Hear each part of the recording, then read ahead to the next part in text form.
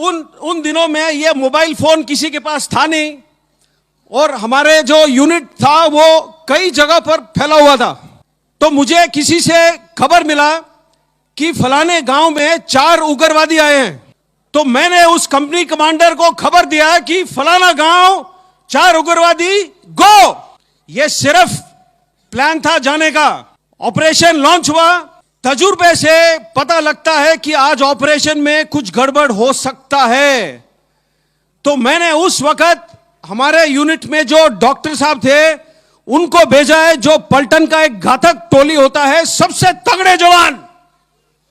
उन जवानों के साथ मैंने डॉक्टर साहब को भिजाया। अभी हमारे डॉक्टर साहब के बारे में एक बात, उनके हमारे पलटन में आए 5 दिन हुए थे। बिल्कुल नए थे, कच्चे थे, कमजोर थे, थोड़े मोटे थे, थोड़े डरे हुए से थे। वो ऐसे रहते थे दिन भर, क्योंकि डर था उनको। डर इसलिए था क्योंकि उनके साथ जो 6 जवान गए थे वो सब सिर्फ हिंदी बोलते थे। डॉक्टर साहब मेरी तरह मद्रासी थे, वो या तो सिर्फ कन्नड़ बोलते थे या तो इंग्लिश। हमारे जवान सिर्फ हिंदी बोलते थे। तो डॉक्टर साहब को डर था। दूसरा, जो मेरा मौजूदा पोजीशन था, वहां से जिस गांव में उग्रवादी थे 6 घंटे का पैदल का रास्ता था। हमें पहाड़ी के नीचे उतरना था, दूसरा पहाड़ी चढ़ना था, पहाड़ी फिर उतरना था, एक छोटा नदी पार करना था, और फिर आधे रिज के ऊपर गांव का फैलाव था। 6 घंटे लगते थे। तकरीबन 4:30 बजे मुझे खबर लगा, और वो खबर किसी भी लीडर को इससे ज्यादा दुख वाला खबर हो ही नहीं सकता है। खबर मुझे यह लगा कि साहब बंदे को गोली लग गई है। क्यों खराब लगता है? जो लीडर लायक है, जब उसके टीम में या उसके टोली में किसी को चोट लगता है या कोई घायल होता है, तो मेरे परिभाषा में वो लीडरशिप का फेलियर है। मुझे ये रैंक क्यों प्राप्त है? मुझे ये ओहदा क्यों प्राप्त है? आपको क्लास का मॉनिटर क्यों बनाया गया है? ताकि आप क्लास को, आप स्कूल को, पाठशाला का देखभाल कर सके। अगर मेरे नेतृत्व के दौरान और मेरे नेतृत्व में कोई शहीद या घायल होता है, तो हो सकता है वो मेरी लापरवाही हो, और वो लापरवाही फेलियर है। तो मुझे खबर लगा कि साहब बंदे को गोली लग गई है। मैंने हमारा जो क्विक रिएक्शन टीम होता है, QRT जो बोलते हैं, उसको लेकर के भाग के निकला वहां से। 9:30 बजे डॉक्टर साहब का हमारा जो रेडियो सेट होता है उसके ऊपर एक छोटा सा मैसेज आया कि साहब अंधेरा है, मुझे डर लग रहा है। अब आप लोग बोलोगे डर किस बात का लगता है? डर अंधेरे का लगता है। डर इस बात का लगता है कि आप जा रहे हो ऐसे इलाके में जहां पर बाकी जवानों को आप जानते नहीं हो। डर इस बात का लगता है कि शायद आप उस काम के काबिल ना हो जिसके लिए आपको भेजा गया है। डर उस बात का लगता है कि कहीं से गोली ना आए और मुझे ना लगे। डर इन बातों का लगता है। डर इस बात का लगता है कि मैं पलटन का डॉक्टर हूं, ये मेरे पलटन में पहला हफ्ता है, अगर कोई जवान शहीद हो गया है तो हो सकता है मेरी गलती हो। डर इन बातों का लगता है। तो मैंने डॉक्टर साहब को उस वक्त खींच के डांट मारा है, क्योंकि डर का कोई जगह हमारे जिंदगी में या आपके जिंदगी में नहीं होना चाहिए।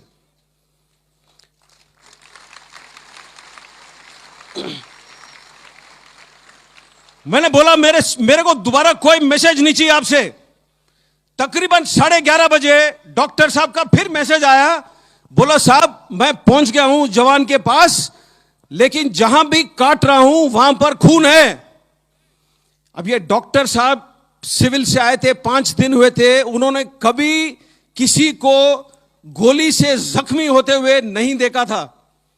तो जब वर्दी काट रहे थे इंस्पेक्ट करने के लिए, तो सारा शरीर खून से लथपथ था। उनको आदत नहीं था इस बात का। तो उन्होंने बोला साहब पूरा खून है, मुझे डर लग रहा है। तो मैंने उस टाइम खींच के मारा डांट और बोला डॉक्टर साहब आपका काम सिर्फ और सिर्फ हमें जिंदा रखना है, बस। यह जवान मर नहीं सकता है, इतना मैंने बोला है। और 5 मिनट के अंदर मैं भी डॉक्टर साहब के पास पहुंच गया। जैसे मैं डॉक्टर साहब के पास पहुंचा है, ट्रर करके आवाज आया, AK-47 का फायरिंग का आवाज ऐसे ही होता है। आपको मालूम होना चाहिए कि मुझे 5 बार गोली लग चुका है। मैं अभी भी खड़ा हूं आपके सामने, स्टेज से कूद के भी आ सकता हूं, आपके साथ पीटी भी कर सकता हूं।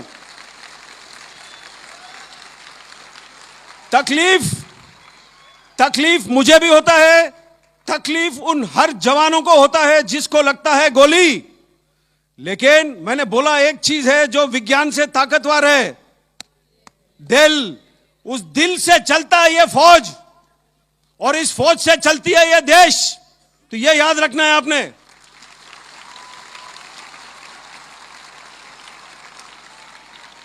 तो हम लोग उस गांव में 5 दिन रहे थे, कुल 5 दिन।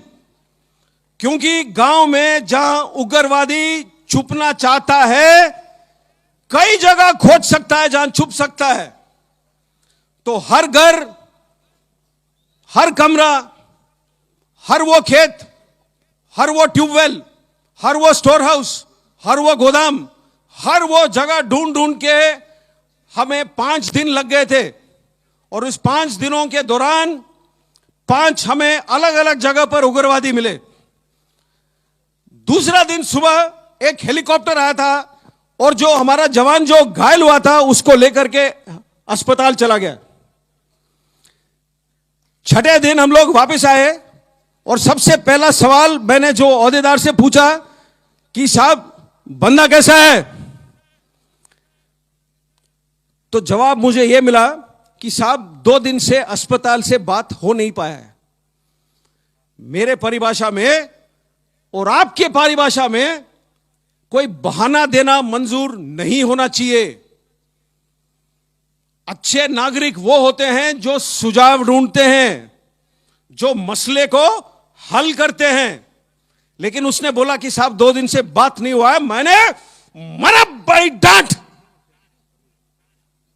ताज्जुब होगा, जब डांट भी अच्छी लगती है, साला टेलीफोन भी चलना लगता है। तो टेलीफोन चला, मैंने अस्पताल से बात किया है। अस्पताल में जब आईसीयू से कनेक्ट हुआ, अस्पताल में जो नर्स ड्यूटी पर थी, उसने यह बात मुझे बताई, मैं आपको बताना भूल गया। जब हमारा बंदा अस्पताल ले जाया गया हेलीकॉप्टर के अंदर, उसके पेट के अंदर के हिस्से, जो स्टमक है, जो इंटेस्टाइन है, वो पॉलिथीन बैग में साथ डाला गया। पॉलिथीन बैग में हेलीकॉप्टर के अंदर उसके साथ। तो उसको चोट इस प्रकार से आई, जो नर्स ने मुझे बयान किया था, मैं आपको बताता हूं। ये 2003 की बात है, 16 साल हो गए पूरे, 17 होने को आ रहे हैं। उसने, नर्स ने बोला कि साहब उसके जो लेफ्ट वाला फीमर है, जो फीमर होता है, जो थाई का सबसे बड़ा हड्डी होता है शरीर का, वो 2 जगह पर फ्रैगमेंट हो गया। फ्रैगमेंट का मतलब क्या है?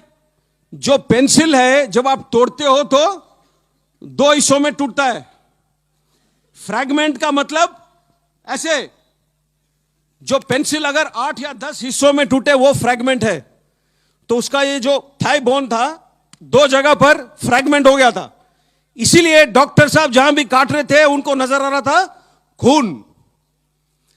ज्यादा से ज्यादा गोली उसको लगी बाएं हाथ पर। क्यों? जो बुलेट प्रूफ जैकेट है जो हम पहनते हैं, वो सामने होता है पट्टी, लोहे का चादर, पीछे होता है लोहे का चादर। एक पतला चादर होता है पेट के लिए, एक पतला होता है गर्दन के लिए। ऊपर और साइड में खुला है। गोलियां लगे उसको साइड में।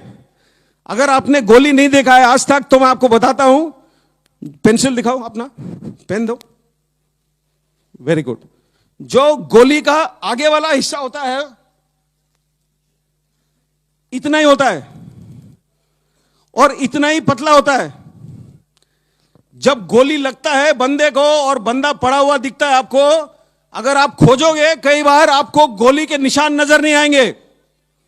लेकिन प्रॉब्लम क्या है, जब गोली 2 या 3 लगते हैं एक साथ, शरीर से सीधी लाइन में नहीं गुजरते हैं। गुजरता ना तो सीधा चाहिए, लेकिन टेढ़ा मेढ़ा जाता है शरीर के अंदर। अगर आपका किस्मत खराब है, 2 गोली अगर शरीर के अंदर आपके टकराते हैं तो 2 गोली 4 टुकड़े में हो जाएंगे या 6। अगर आपका किस्मत ज्यादा खराब है और उसमें से कोई टुकड़ा आपके किसी हड्डी को लगता है तो हड्डी का भी एक पीस निकल आता है। अब ये 7 या 8 पीस सफर करते हैं शरीर के अंदर से। तो जो 3 छोटे छेद यहां पर होते हैं, जब यहां से निकलता है तो बड़े बॉल के छेद में निकलता है। इसीलिए उसके पेट के अंदर के हिस्से को हमने पॉलिथीन में पैक करके भेजा हेलीकॉप्टर में। सबसे ज्यादा चोट उसको ऊपर आया छाती में। जब पैर में गोली लगा होगा तो वो गिरा है। अब पहाड़ी में 20 मीटर 25 मीटर कितना नीचे गिरा है वो तो कोई नहीं जानता है, लेकिन जब गिरा है तो उसका छाती किसी बड़े पत्थर के नुकीली चोट पर पड़ा है और यहां उसे चोट आई।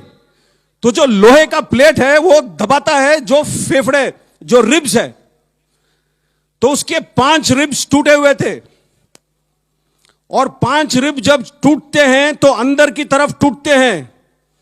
तो उसका जो बाएं वाला फेफड़ा था उसमें 5 जगह पर छेद हो गया और जो लंग था लेफ्ट साइड वाला उसमें बॉडी फ्लूइड और ब्लड पूरा भर गया था। ये उसके चोट थे।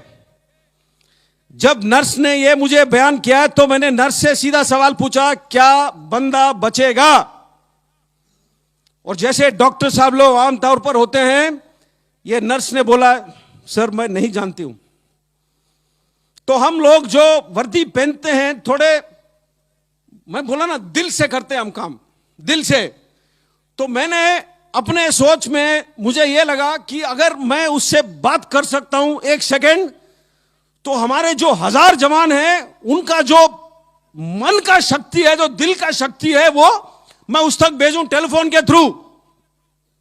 मैंने नर्स को पूछा क्या मैं बात कर सकता हूं उससे?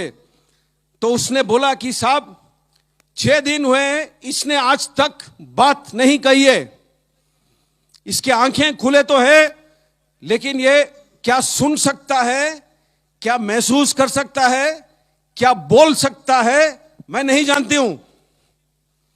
मैंने फिर भी बोला कि आप फोन का जो हैंडसेट है उसके पास रख सकते हो? तो उसने बोला हां।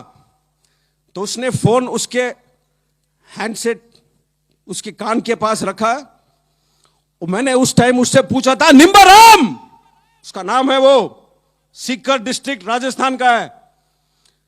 मैं बोला, निम्बाराम क्या हाल है तेरे? 15 या 20 सेकंड गुजरे, कोई जवाब नहीं आया। मैंने सोचा शायद वो खत्म हो रहा है, शायद वो सुना ही नहीं मेरी बात, शायद वो बोल नहीं पा रहा है। मैं फोन रखने वाला ही था अपनी तरफ से, क्यों उस टाइम तक मेरा दिल पूरा ही टूट चुका था। फोन मैं रखने वाला ही था, एक बिल्कुल पतली सी आवाज में जवाब आया। इतना चोट खाने के बाद बिस्तरे पे पड़ा हुआ है जवान, पतला सा आवाज में बोलता है मेरे से कि साहब पेट में थोड़ी सी तकलीफ है। और फिर बाद में बोलता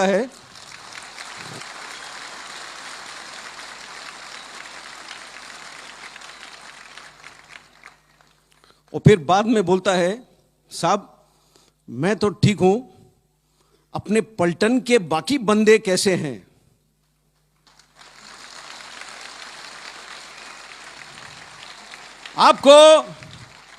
आपको कहानी सुनना है तो कहानी ऐसे सुनो। कहानी सुनाना है तो कहानी ऐसे सुनाओ। जो जवान खुद मृत्यु के दरवाजे पर खड़ा है, वो मृत्यु के आंखों में आंख डाल करके खड़ा है उस वक्त, और वो सिर्फ सोच रहा है अपने टोली में बाकी बंदों के बारे में। यह होता है सेल्फलेसनेस, यह होता है किसी और को त्याग करने का काबिलियत। अगर आज के तारीख पे तिरंगा लहराता है गर्व से हवा में, ऐसे लोगों के वजह से लहराता है। यही वो सांस है जिससे यह देश जीता है, और इसी जवानों के वजह से मैं हमेशा कहता हूं, मुझे 5000 जन्म दे दो, मैं दोबारा यही वर्दी पहनूंगा।